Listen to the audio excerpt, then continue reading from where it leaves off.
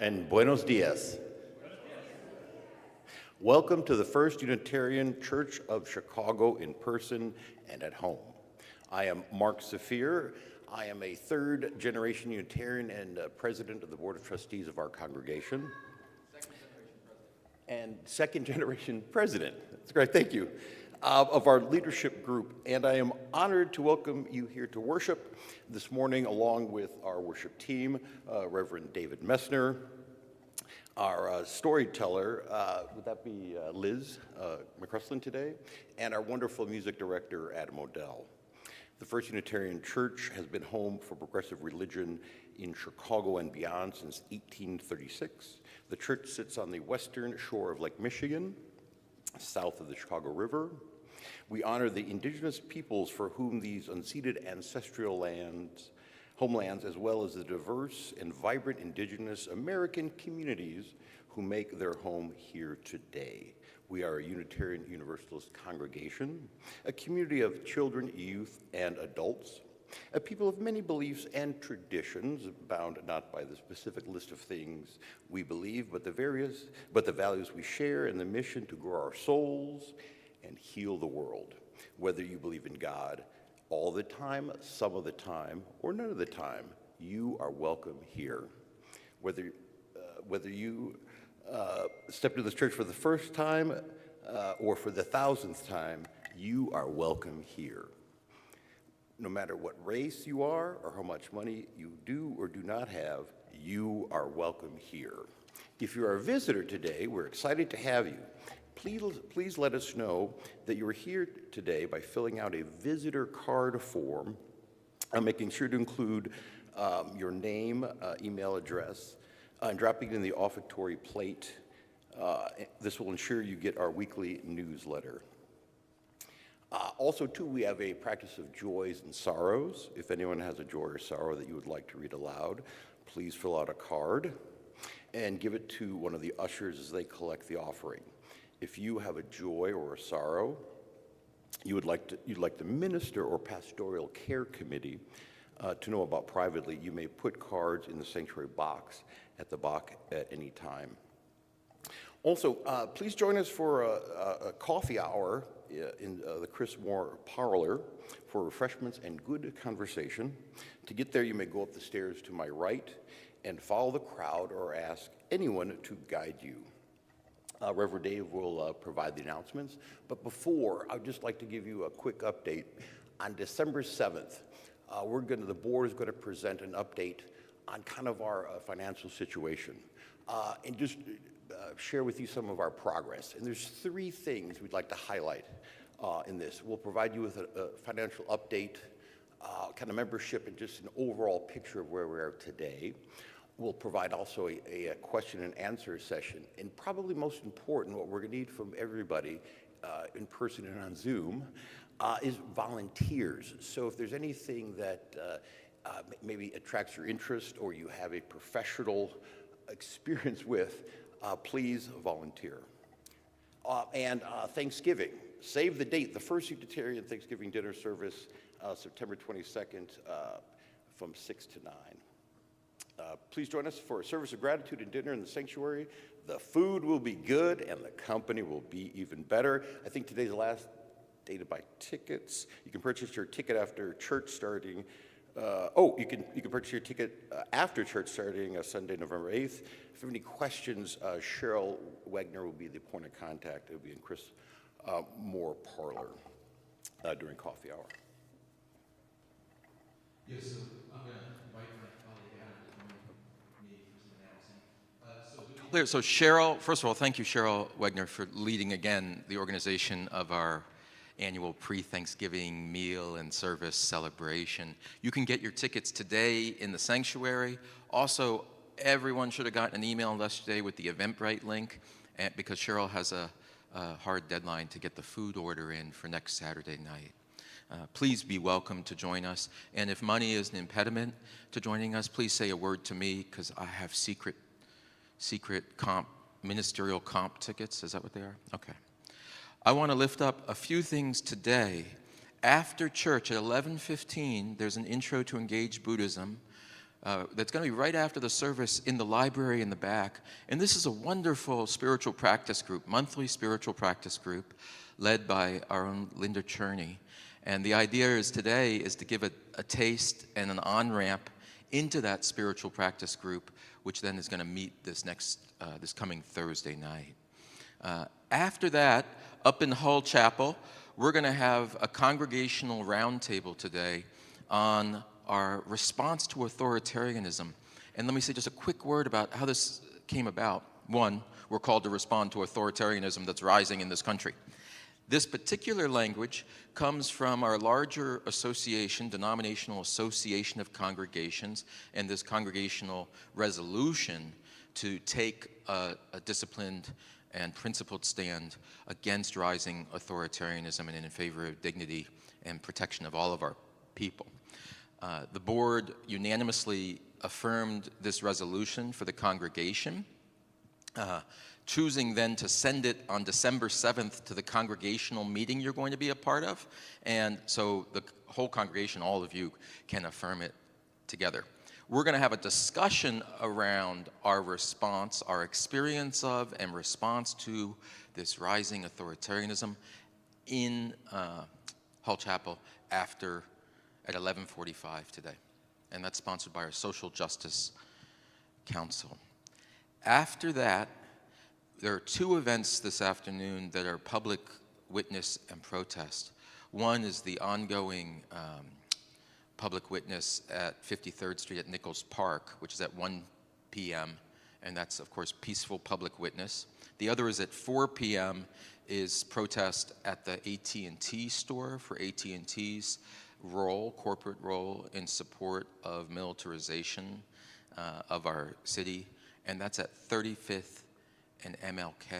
And Natasha gave me that announcement, so I'm hoping it's okay. I can say you can talk to Natasha after the service, and she'll talk about that. And Bobby, you'll know, if you're new here, you'll know because she's membership, and she definitely said good morning to you. She's in the back table, and she's on point for the 1 p.m. thing. Because it's connected in a way, I want to invite Adam to say a word. Hello, everyone. My name's Adam. I'm the director of music here. If we haven't met, come talk to me. But this coming Wednesday, we are hosting our midweek event, being a singing circle. And as those of you who've been around know, we've been doing that for a few months now, where we gather either in Hull Chapel or Chrismore Parlor. This week it'll be in Hull Chapel. We gather to learn songs and sing together without instrumental accompaniment. The idea is that it's a good moment where whether you are a seasoned singer or whether you would just like to sing, regardless of your skill level, regardless of how many of these songs you know, it's just an opportunity to come sing together and have some sort of spiritual infusion for your week. And then this week, I would like to give a special invitation for you all to come out, because this week we're doing something special sort of in light of much of what has been happening in sort of the protest and resistance space here in Chicago and out in Broadview. I'm a member of a coalition called Songs for Liberation, and we are involved in nonviolent and specifically musical protest demonstrations here in the Chicago area. And we were involved in a multi-faith litany service on Friday morning out at the Broadview facility, in which we did a litany showing all of the things that have been denied to people in Broadview: water, hygiene products, food.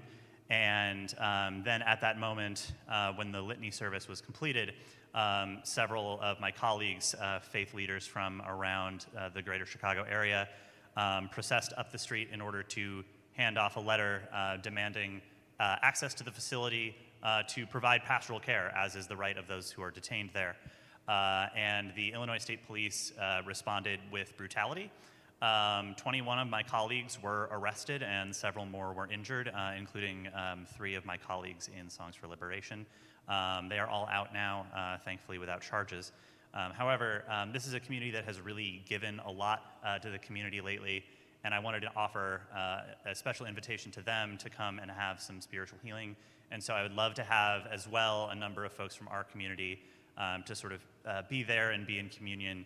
We will be doing an activity where people are given the opportunity to sit in the middle of the circle and rather than sing, just be sung to, the opportunity to receive for those who have given so much. And that is not only including those faith leaders who have been involved in this protest. If you are in a place where you would like to receive that singing, that is also open to you. But I offer a special invitation this week in light of the recent events, and I would appreciate seeing you. That is this Wednesday, 6 p.m. in Hall Chapel. Thanks. Thank you, Adam.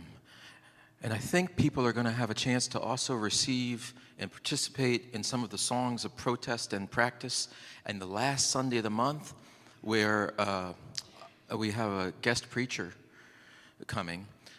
Adam Odell. Yeah, Adam Odell's going to guest preach. And I think he's inviting...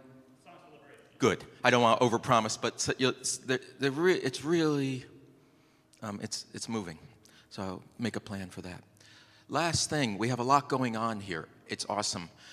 Tomorrow is our day working with Mesa at La Tiendita and the food pantry at Coppin AME Community Center over on South Michigan. We're going to be there from 4 to 6. Thank you. I saw people carrying in things today. We're going to take over clothing and house goods and things for the free store, La Tiendita, little free store. I could still use 4 or 5 people available tomorrow from 4 to 6 and maybe to help take stuff over. If you could check in with me, I'll put a list back there. It's not hard work and it's very connecting and it's needed. Both the food and the clothing and the household goods right now are critically needed, so it's a feel-good experience. Thank you so much. I'm going to now turn it back over to Mark, who will lead us in the unison reading of our covenant as we light our chalice and begin our worship service.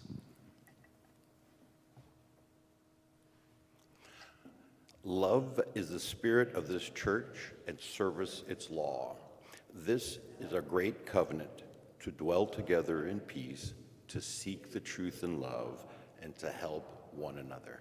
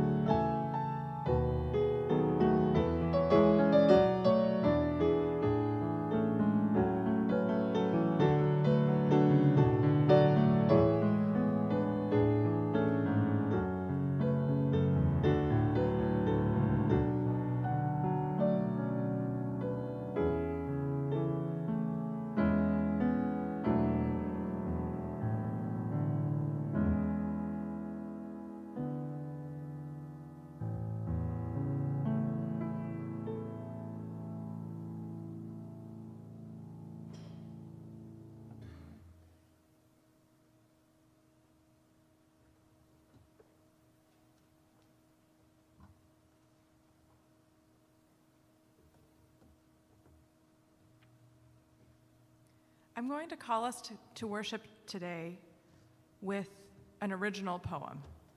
This is a premiere. I wrote these words many years ago, and I have never shared them before. I wrote this at a time when, in my journey, I was feeling very spiritually and geographically uprooted, alienated, disenfranchised, alone. And I had gone to a botanic garden, and I had seen a myrtle tree at the botanic garden, a beautiful myrtle tree in flower. Now, this is a species that I was not familiar with from growing up in New England. We don't have a lot of myrtle there. And at the botanic garden, I admired the tree, I connected with it, and I learned about it. I saw the little botanic garden label, myrtle tree, Myrtus communis, or whatever the scientific name was. I think that might have been it. Bobby can correct me. And I think they had a plaque with some description of the meanings that have historically been associated with myrtle, of hope, blessing, peace. I think I connected with it. And that day as I came home, as I walked the sidewalk from the train to the house where I'd been living for a few months, I saw myrtle trees. And I realized these plants that I've been walking past every day right outside my house, I know them now. And that's the anecdote that I jotted down in my notebook at the top of the page where I wrote this poem. It's entitled Hide and Seek.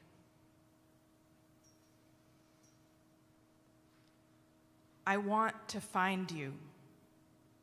I want to say, oh, there you are, behind the tree.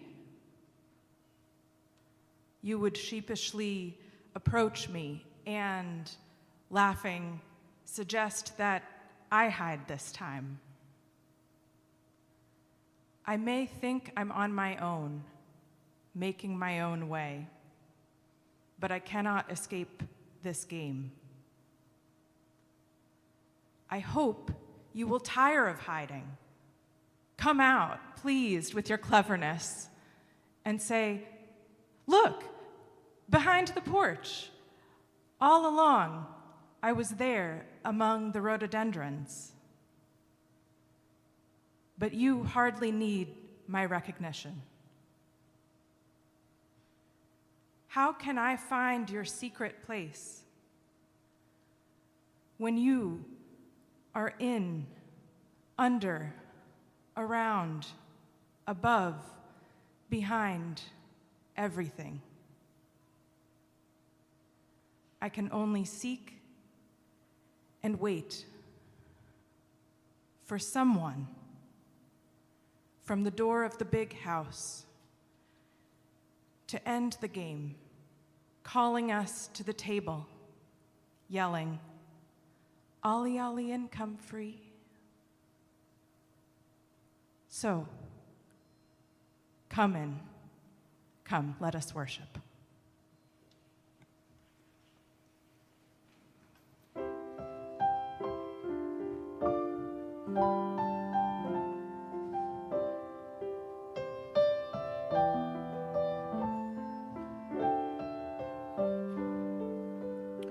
Please rise and body your spirit for our opening hymn, hymn number 38 in the gray hymnal, Morning Has Broken. We will be singing all three verses. Hymn number 38, Morning Has Broken.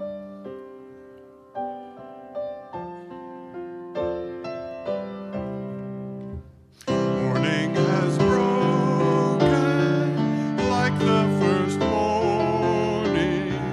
Blackbird has spoken like the first bird. Praise for the singing, praise for the morning, praise for them spring.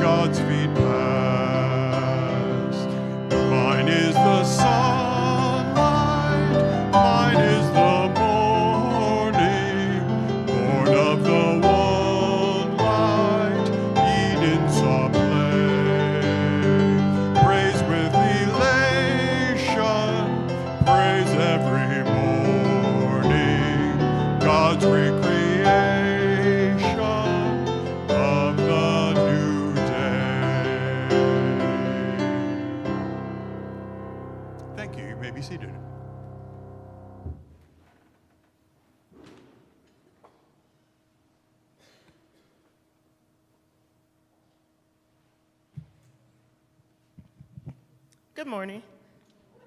At this time, I'd like to invite any children up for the time of all ages. Specifically, if Lennox isn't here, I'm going to call out Lennox if you want to come to the front. Lewis, Ellis, Holden, please come. Ezra, good morning.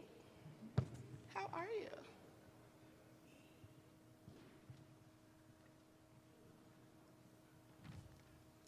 Lennox, the story is about you today. Ooh. The title of the story is called Lennox's Thankful Morning.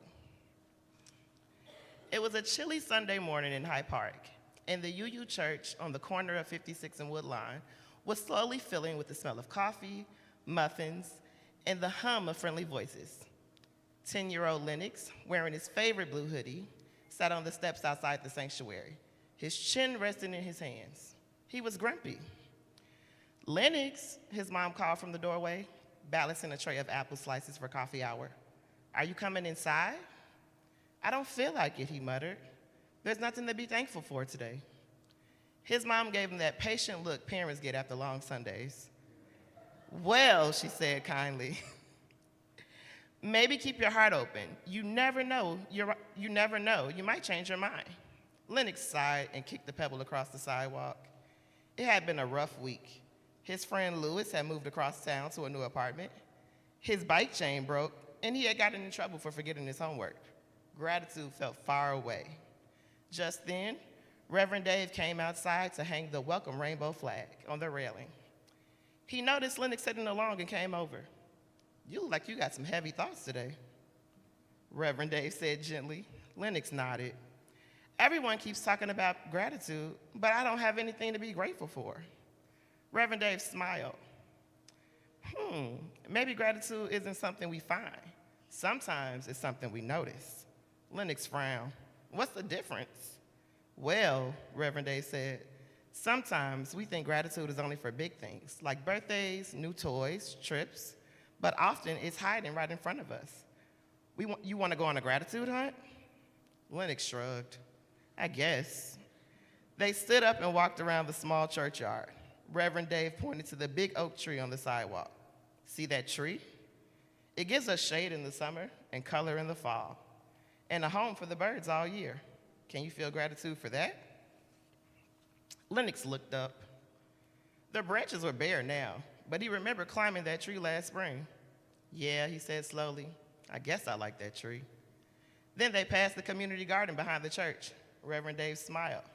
Those carrots you ate at coffee hour last week came from here. Lennox's eyes lit up. Oh yeah, I helped plant those. They walked a little further until Lennox heard laughter coming from the basement. The kids from the RE team were decorating gratitude jars. His friend Lewis waved through the window. Come help us, Lennox, he called. Reverend Dave leaned down. Looks like they could use some of your creativity. Lennox hesitated just for a moment. Then he went inside. He sat with Lewis and the others, gluing colorful hearts and stars on the jars. When he finished, he looked down and whispered, I'm grateful for trees, for carrots, and for friends. And then he took a pause and added softly, and maybe for mornings that start out bad, because they can still get better. Later, when service ended, Lennox ran up to Reverend Dave. You were right. Gratitude was hiding. I just had to notice it. Reverend Dave smiled. That's the spirit, Lennox. In this little church in Hyde Park, gratitude grows wherever our hearts are open enough to see it. And from that day on, Lennox kept his gratitude jar by the window as a reminder that even on the hardest days, there's something to be thankful, something or someone to be thankful for. And the moral of the story is, gratitude isn't just about good things happening.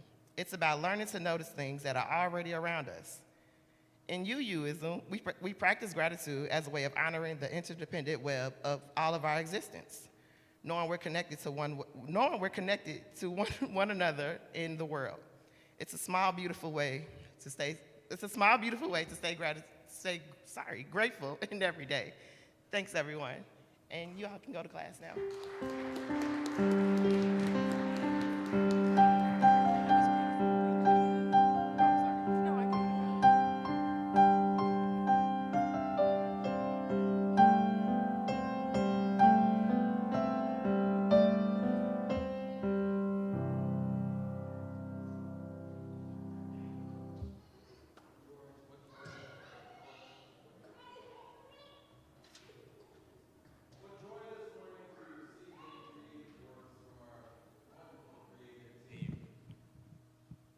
Gracias.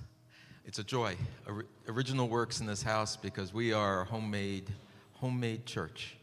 And so let's take a few minutes. I'm going to invite you to greet your neighbor, the one you're sitting near, but I want to suggest that the one you're sitting near might be one you know, so you can walk 2 pews away and say good morning to someone you haven't yet met. And when you hear Elton John somewhere off in the distance, it's time to sit back down. If you've been here before, you know what I'm talking about. Okay, let's greet one another.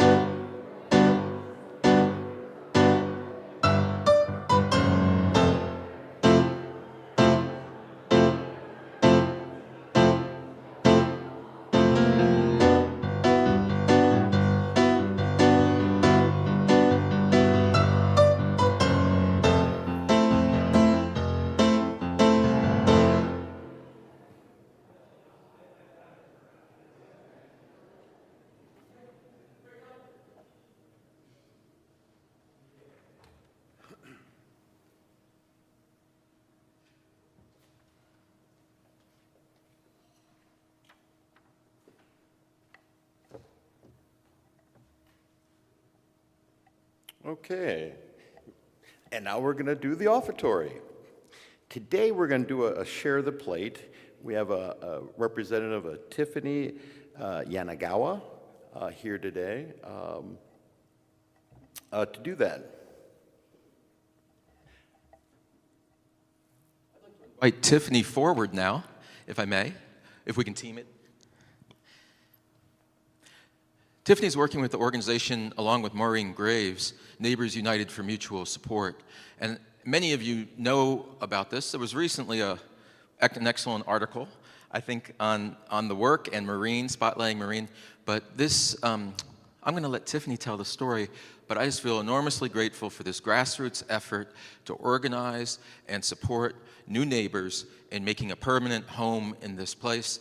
And that's operating against some significant headwinds and absolutely critical work that I think is heroic.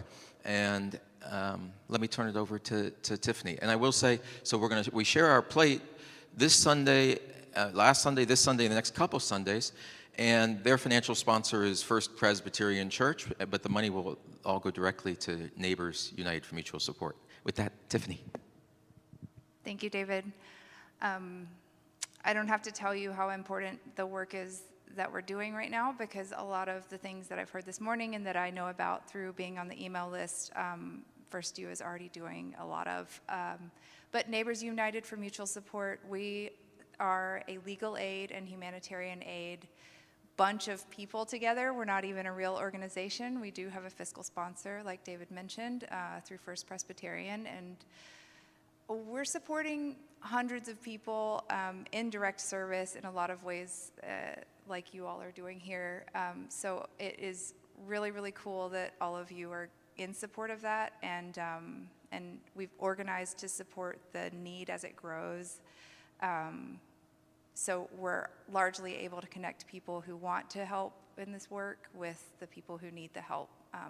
So thank you. Can you teach specifically what the biggest bulk of your actual work is today? Oh, sure.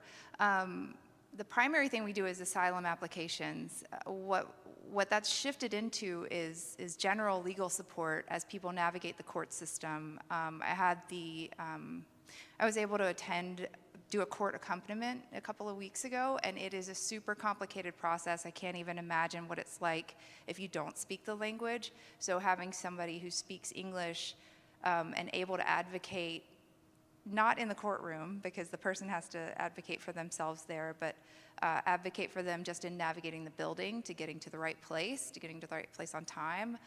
That's huge for them. So we send people to do that. We are able to, through a lawyer, obviously, ask for people's cases to be reopened in case they are issued an order of removal. There's a way to appeal that. You really need a lot of legal experience. Our volunteers support drafting those documents, and then a lawyer submits them, and largely through donations, we're able to fund that. As a result of some of the authoritarian things that have happened this year, the legal fees have increased quite a bit. Asylum used to be a free thing, and now it's $100 for an application, and you also have to pay $100 annually. Again, very complicated systems, very hard to navigate even for people who live here.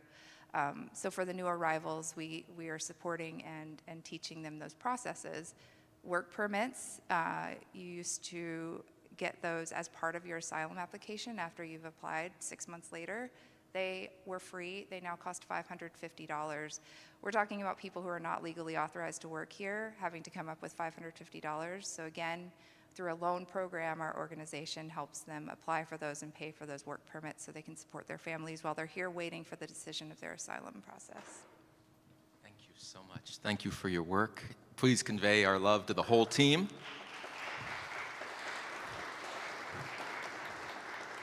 And today's offering will now be gratefully received.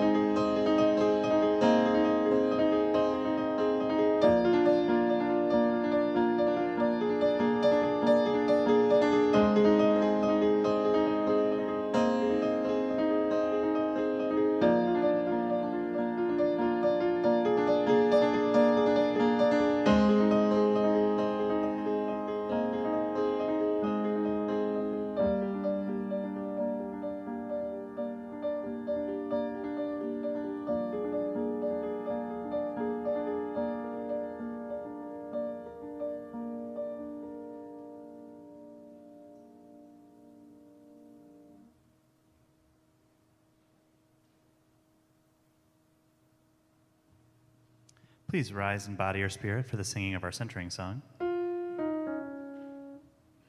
So this song alternates between verses saying, "May I be empty" and "May I be full." I will introduce the little changes as we go. So I'll introduce, and then you sing as well. May I be empty and open to receive the light. May I be empty and open to receive. May I be empty and open to receive the light. May I be empty and open to receive. May I be full. May I be full and open to receive the light. May I be full and open to receive. May I be empty and open to receive the dark.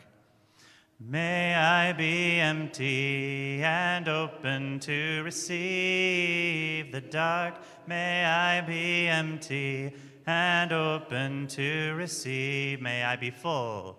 May I be full and open to receive the dark. May I be full and open to receive. Empty, receive the love. May I be empty and open to receive the love. May I be empty and open to receive full. May I be full and open to receive the light. May I be full and open to receive. Thank you. You may be seated and our worship will continue.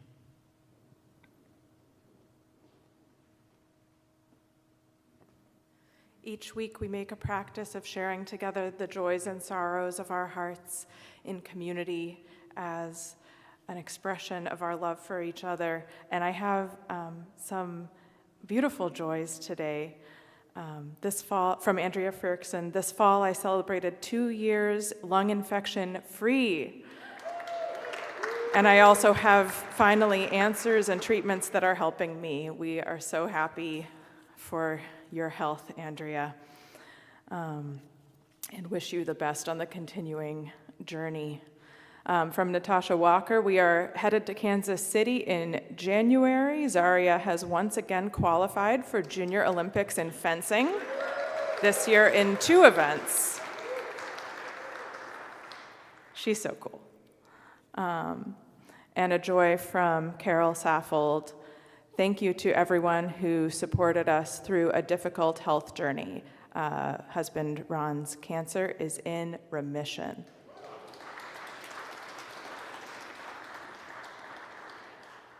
We lift up those joys and gratitudes and join with you in the appreciation for these beautiful moments of life and reliefs that we are offered, comforts that we are offered. We hold in our hearts everyone who is still struggling with health challenges, everyone who is working hard to support family and friends, to work for justice in the world, to create the world we want to live in, and all of the joys and sorrows that we hold in our hearts, whether we shared them today out loud or not. We hold space for those together until we are together again.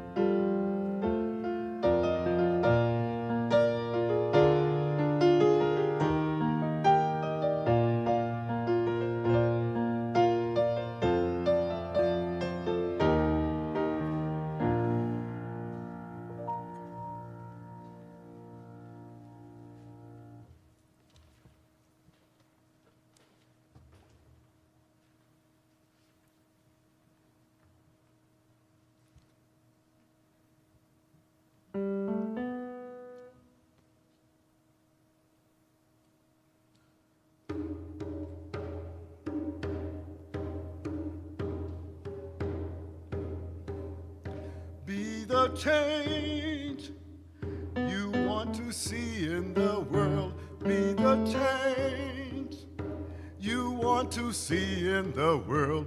Be the change you want to see in the world, and change will come to you.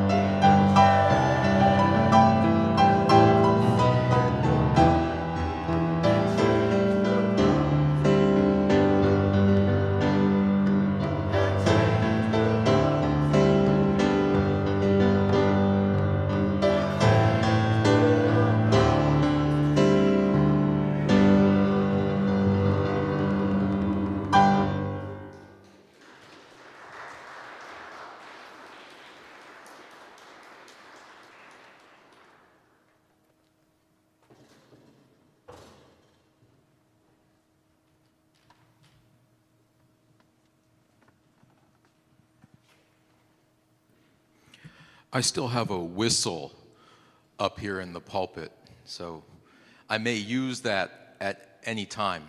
Be warned.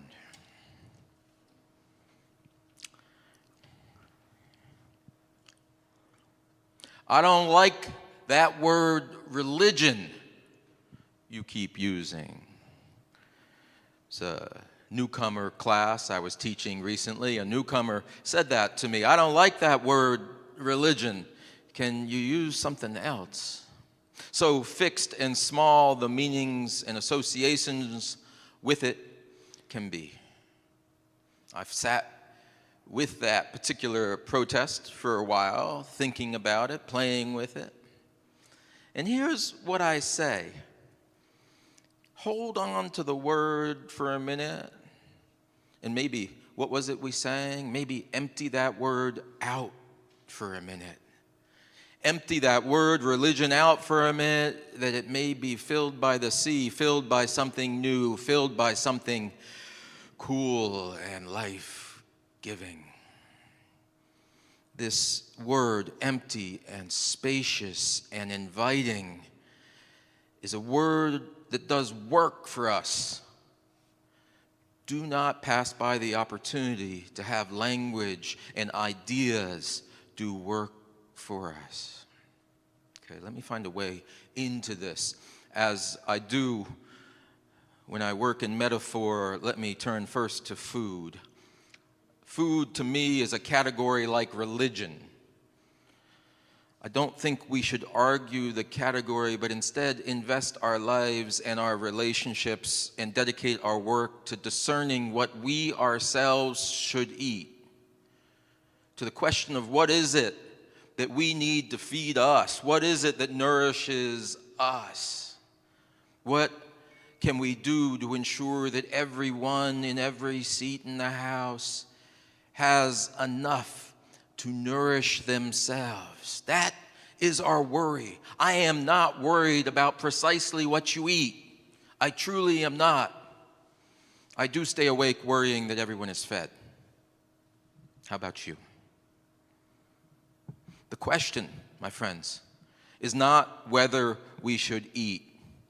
We are human. know that we were made to eat, among other things. The question we have is, what's for lunch? And while we're eating lunch, what's for dinner? And while we're talking about dinner, why don't we plan the rest? You get where I'm going. I'm a cook and I'm an eater.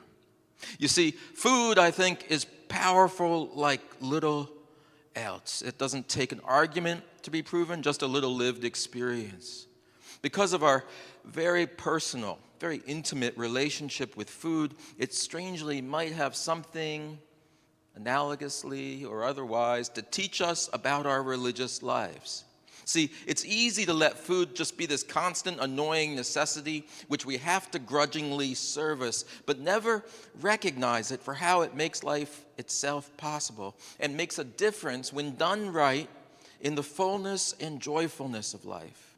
This is how I also see religion, not as some kind of chore, but at its best, a life-sustaining and life-transforming opportunity, an invitation. It's not a burden, it's an invitation and a possibility. So let us empty out and fill up again and again with that which we need to flourish. That's what I'm talking about, our religious lives. But first, let's get back and get serious about the food. I have always loved traveling. One of my great joys in life is traveling. And I want to think anyway, Unitarians are great travelers because we are wildly curious people. We are people who like people. We are people who like learning. We are people who embrace novelty on occasion. And traveling means searching out delicious new things. And at the best extreme, for me, traveling means coming to a place where I don't even understand the entire grammar of the meal. I don't understand how to begin, which dish is a condiment, and which dish is the base, which dish I save for later. I like being lost at the table. I like a dish with a name I can't pronounce, and I like being taught the way to encounter that newness, to take it in and become part of something larger than myself. People eat. We eat in wildly different ways. But every one of us, every culture from which we come, and every culture we have the good fortune to encounter, has some sublimely wonderful, extraordinary dish worth enduring a sermon or crossing a desert to get.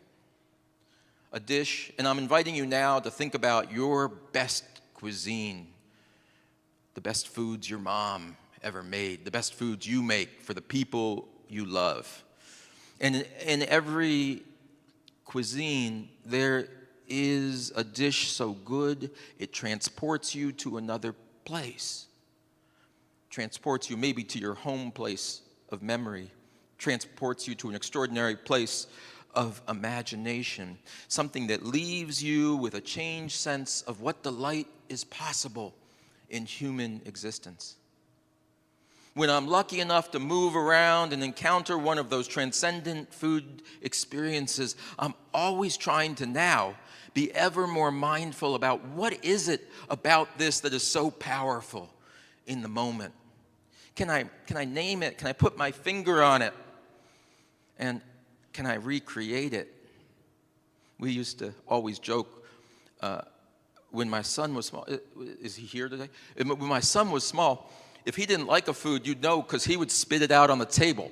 I mean, he was really young. He doesn't do that anymore. He's okay. But when I mean, like literally, like, eggplant, not popular. It was not popular, and you knew, like that was a miss. It prepared me for church, well, because that's kind of an experience. You know when you miss, because we are the people who will spit the food right on the table. But that's another sermon. When he likes something, the first question, while he's still chewing the first bite, can we have this again? And we'd always say, you're having it right now. Enjoy the right now. And he wanted to be so sure that this beautiful thing he was encountering right there, he said, well, will I have this again? And I got to say, my heart's with him. I go to some places, and the thing I'm worried about is when I leave this restaurant, or when we leave England, or when am I going to have this again? I have that when people invite me over to their house and I have it. I say, oh my gosh, how am I going to get more of this dish? And I'll ask people, I said, is there a secret to this? Do you have a secret special ingredient that I might take a little bit of? And occasionally people let me in on it. A friend who's a baker taught me about coffee grounds and the chocolate chip cookies, fresh coffee ground up in there. That's delicious. One of my friends who was a great international traveler long before I was taught me about za'atar, which is a sumac-based spice. Goes in the hummus. Once you put it in the hummus, it goes in everywhere else. Long time ago, a colleague from China taught me about the Szechuan peppercorn and its variations and how that creates that ma la sensation, that numbing delight. Tiny sprinkles of these ingredients can transform everything. What did I know of ma la? I grew up in Maryland. Well, I know now. My eyes were open, my taste buds were opened, and I have a taste for these sublime experiences I never could have imagined it's just the way I grew up. Got to go to a Chinese restaurant one time a year. It's just a different world, time, and place. And now I've been places, I've tasted things, and it's expanded my sense of what is extraordinary, what is sublime, and yes, even what is sacred. What is sacred? This has a lot to do, I think, with religious experience, and of course, that's what I'm talking about today. What is the magic in the experience? And I'm encouraging you today to reflect not if this as an intellectual question. Let's study it. And trust me, in the notes I have in front of me, I have Emil Durkheim, who has a theory of what makes religion. I went to the divinity school. It's wonderful. I could itemize 7 or 8 thinkers on what is it that makes the religious extraordinary. We could do it as we walk across traditions. What makes religious things extraordinary, or what makes them even religious at all? And that doesn't matter, because this isn't a question of theory. This is a question of experience. And so I invite you to the question, where in your lives, and all of you have had decades of experiences, a chain of experiences, which among those have been transporting to another place, which among those have given you this moment of a sensation that you haven't had before. I'll go back to that ma la, that numbing, delightful. Wait, I didn't even know that was possible. That wasn't in my mom's meatloaf. No, it was not. Thank you for the gift of introducing me to a new kind of sublime, a new kind of sacred, a new kind of transporting experience. I think that has a lot to do with who we are, spiritual travelers.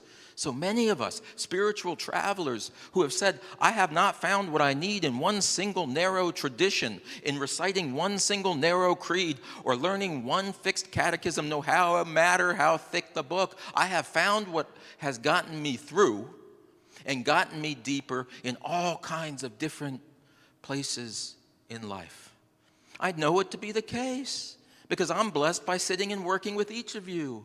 I have Linda Cherney come and teach me about Thich Nhat Hanh and how in Buddhist meditation she has found a doorway to something else. That's like my friend teaching me about za'atar, right? I have other friends who come and say, have you read this story from the Dhammapada? This is a kind of tale that you might use for your life. I might come and listen to my rabbi friend teach Torah, and all of a sudden it opens a doorway that wasn't previously open to me. So what about all of these things causes them to hang together? What might I look for as I search for magic ingredients and for an integrated synthetic experience of living a deeply religious and spiritually grounded life? That's the question I have. I can't help invoking a footnote, which is, Durkheim, Emil Durkheim, who wrote about this problem, he talked about the collective experience we have. He said, when stuff starts rocking in the church house, he didn't say it that way, he's French, he said something in French, but I'll say it that way. When things start rocking in the church house, the place gets lift. Things start to have lift. Think about it in musical terms. And he talked about it quite beautifully as effervescence. When we worship together, when we get going, when our heart's in one place, when we're breathing in one rhythm, and when we feel it and we get lost and taken up in the whole, when we effervesce, it's almost like we bubble up. There's a bubbling of the congregation. Have you been in a place like that that starts to bubble? Have you been in a group where you start to feel the lift, and in being lifted up, you start to feel like you're coming together? You start to feel not so much alone, but part of one greater whole. It's a wonderful, transformative experience. Now, I've had that experience, but not just in one place. If it was in the one place, life would be simple. It'd be like reading that one creed. If the entire answer of the universe could be recited in 50 words, don't you think we would do it? It's not that we hate creeds, it's that the 50 words doesn't do it justice. If you think there was one place to go where you'd experience this transporting effervescence that transforms your entire metaphysical being, don't you think we'd go back to that one spot again and again? But that ain't the case. I'm asking you, in your experience, where have you encountered this effervescence, this lifting up? For me, yes, it's been in a small wooden Baptist church. Yes, it's been in a English perpendicular Gothic little cathedral on the south side of Chicago. And yes, it's been in a Shinto shrine in Nikko. The list goes on and on. Where are the places where you found that lift? Heck, for me, it's been in a nightclub when the music is just right. For me, it's been in a dance party, right? The list goes on and on. It needn't be cordoned off. That's part of the radicalism of our doctrine here. It's not a thing that happens in one way, in one language, in one place, and under one ruler. It just ain't the way we see the world. The glorious pluralism we're embracing is cracking it open and say there are 100 delicious meals you haven't eaten yet with ingredients you haven't even heard of in languages you do not yet speak. How exciting that is. Our faith tradition, this house, this work we're doing together is an invitation into the future, which is extraordinary and can crack things open for each of us, no matter how far you are into your spiritual journey. Your spiritual journey is yours, but I'm telling you, it has something to do with the rest of us. For each of us, there's something inherently social.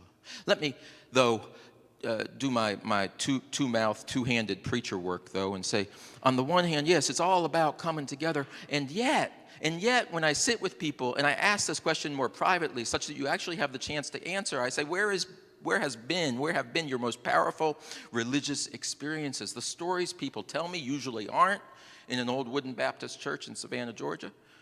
The stories are usually somewhere alone. Often it's somewhere in the forest, right? Often it's somewhere on the river. Often it's somewhere climbing something. These wildly alone moments. They take place almost anywhere but church. That's the other hard thing about Unitarians. When I say, you got to come into church on Sunday, they say, I got my kayak. I'm going to church on Sunday morning, and I'm going to be paddling down the river. I'll see you another day. The experience of the holy for so many is not this group effervescence, but this individual ecstasis. And I want to suggest that these are polarities, right? The group effervescence and individual ecstasy, that feeling of just being the universe, just solitary and yet whole and immersed in some experience. The really great parts take place alone. You go back to Exodus, the really best parts for Moses up on the mountaintop, he was all alone, and the voice he heard was just to him. The cloud he experienced was all alone. Yeah, there was a crowd down there, but you walk it alone, right? I'm suggesting today that we hold these two amazing poles of religious experience and open ourselves to the possibilities of both. That we might come together to celebrate and lift the roof on this house, and we might walk it alone and do as Thoreau did. Go out into the wilds, get down to what is base and bare, and to discover in its essence whether life is sublime or otherwise, that we might be changed by it and live differently by it. Religious experience is about doing work and walking our journey and facing that which is base and bare and untethered, and doing work which is coming together in community and looking at each other and saying, what am I to you and what are you to me and what shall we do about it together? And then rock the house. I want to suggest today that our religious lives are about the sublime things, the sacred things. And we have no greater teacher than our own hearts. We don't puzzle through. We don't form a committee to determine what is sublime. We live, we experience, we taste again and again and again. My charge to you is to explore your own experience of the sublime and the sacred. Where have they been? Did you take the time back then to pause and to name them? Maybe too much chaos, too much happening. Did you pause for contemplative work after the greatest and deepest experiences of your life and say, that was a moment that's going to change how I live, and then do it? I ask you today to consider where those thin places were in your experience that inexplicably give you access to the other place, to the deeper things, to the metaphysical truths that transform human existence. This is a season as the leaves fall from the trees and lay bare the scaffold of existence, to contemplate that which is really important to us and to shift our direction. William James spoke of the ripe fruits of religion, a shifting of the emotional center towards loving and harmonious affections, shifting very simply away from the no and towards yes, yes, yes. Authentic religion, our spiritual lives is about this authentic turn from all of the no's thrust upon us, all of the no's burdening us in our journey, to the yeses that are inviting us into a new chapter. May this be the beginning of a new chapter together. May it be so. May it be sublime. And amen.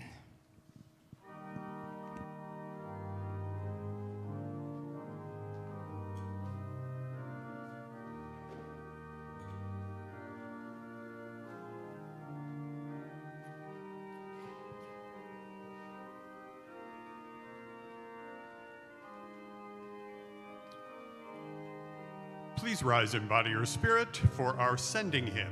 Hymn number 298, Wake Now My Senses, in the gray hymnal. We will be singing verses 1, 3, and 5.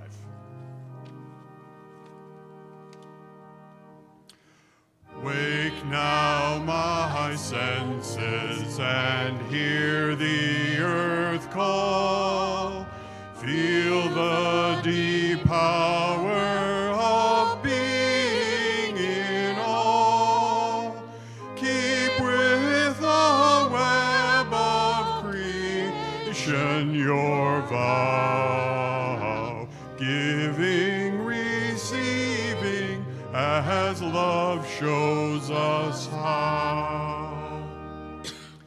Wake now, compassion, give heed to the cry. Voices of suffering fill the wide sky. Take as your neighbor both stranger and friend, praying and striving their hardship to end. Wake now my vision of ministry clear, brighten my pathway with radiance here. Mingle my calling with all who will share. Work toward a planet transformed by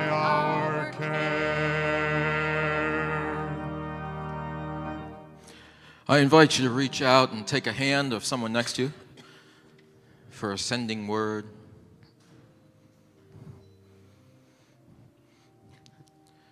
As you go from this place into the world around us, may you carry a blessing upon you. May you be blessed, strangely enough, by hunger. Hunger for that which you've yet to discover. Hunger for love. Hunger for justice. Hunger for beauty. May you go from this place blessed by the knowledge that you yourself have a capacity to create that which feeds the world. May you feel an energy to do just that, and know that in this journey you don't walk alone, but you have a family beside you who is here for you. Go in peace. Amen.